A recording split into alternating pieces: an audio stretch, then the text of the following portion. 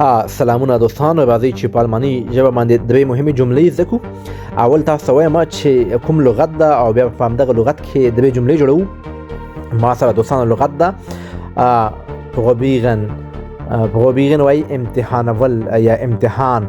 د مثال په توګه زه وایم که تاسو چېرته لاړ شئ او تاسو ته څوک وایي، تاسو چاته وایي آیا تاسو غواړئ یو څه کیک امتحان کړئ، یعنې مخکې له اخیستلو نه حتما یو څوک یو څه شی چې اخلي هغه امتحانوي.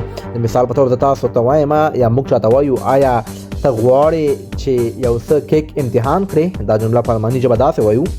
Möchtest du von Kuchen probieren? Möchtest du von Kuchen probieren؟ وایي غواړې چې یو څه کیک امتحان کړې. بله جمله داسې وایي آیا زه کولی شم دا کمیس امتحان کړم، دا جمله په الماني ژبه داسې وایو.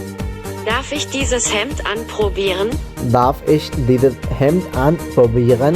یعنې کولی شم دغه کمیس امتحان کړم.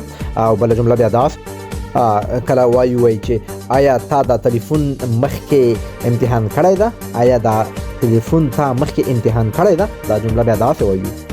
Haben Sie dieses Handy ausprobiert? Haben Sie dieses Handy ausprobiert؟